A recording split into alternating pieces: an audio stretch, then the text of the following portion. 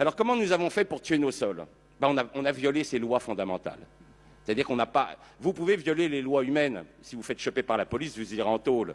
Mais ce n'est pas très grave pour l'ensemble de l'humanité. Mais quand on viole les lois universelles, les lois de la biologie, là c'est très grave. Alors comment on a fait pour tuer les sols? On a inventé deux armes de destruction massive des sols. D'abord la charrue. Au début, les hommes, ils gratouillaient la terre avec les chevaux, c'était pas bien grave. Mais quand on a découvert le tracteur, vous savez, c'était Victor Hugo qui disait, pour montrer la fascination des hommes devant les grosses machines, une immense force qui aboutit à une immense faiblesse, voilà ce qui fascine les hommes. Les mecs, ils bandent comme des fous devant un gros tracteur de 300 chevaux, ils n'en peuvent plus. Donc, ils bousillent les sols, on les retourne. En première erreur, ils mettent la matière organique au fond. Or, il se trouve que tous les champignons du monde sont aérobies. Il n'existe pas de champignons anaérobiques sur Terre. Tous les paysans qui ont eu l'occasion de planter un piquet dans le sol le savent, quand ils sortent le piquet, la pointe du piquet est intacte et le piquet est complètement rongé sur les premiers centimètres. Donc quand vous mettez de la paille dans le sol, vous ne faites plus d'humus. C'est pour ça qu'on arrive à ce système très étonnant que les anciens faisaient à peu près 2 tonnes de paille en France en 1900, ils avaient 4% de matière organique. Maintenant, nous avons 5 à 6 tonnes de paille en France et nous n'avons plus que 1,6% de matière organique sur l'ensemble du territoire. Nous avons divisé par 2 notre matière organique alors qu'on a multiplié par 2 les pailles.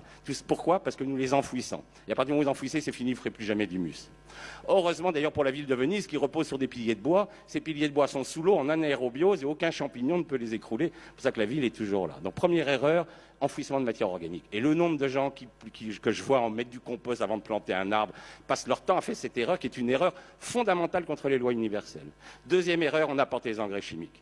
Qu'est-ce que font les engrais chimiques? Ils stimulent les bactéries.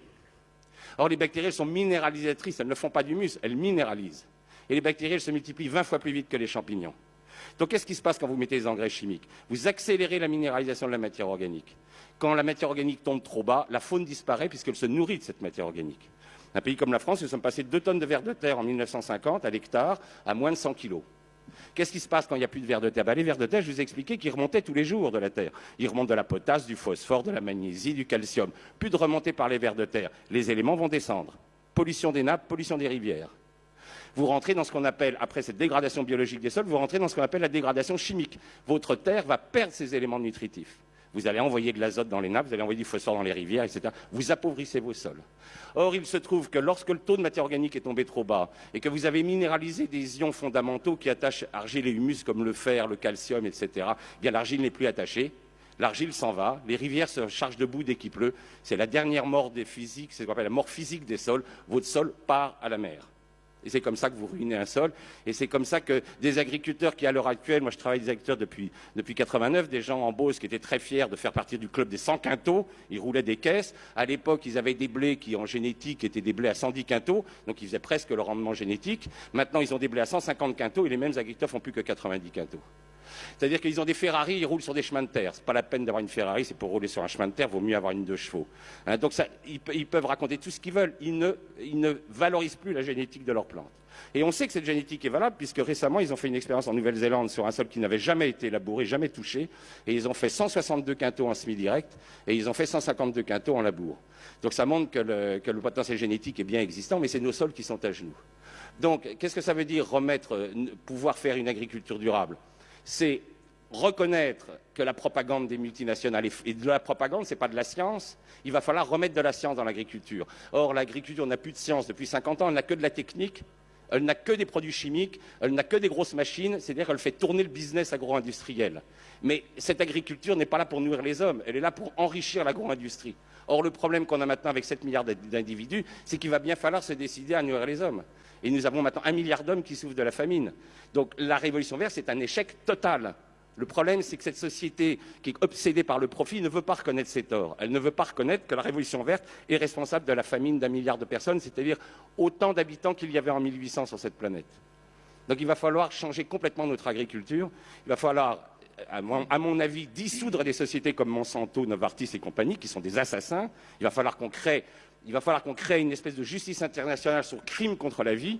Ce sont des criminels contre la vie, ces gens-là. Ils ont tué... moi, l'activité biologique des sols que je mesure, elle ne cesse de baisser depuis que je la mesure. Je la mesure depuis 89, est en baisse constante. Et quand je compare avec les chiffres du début de 1900, nous avons perdu à peu près 90% de notre activité biologique. Et en particulier, les grands disparus, c'est les champignons. Les champignons ont complètement disparu avec les engrais chimiques. Or, c'est eux qui font les humus. Et depuis qu'il n'y a plus de champignons, vraiment, les sols vont très très mal.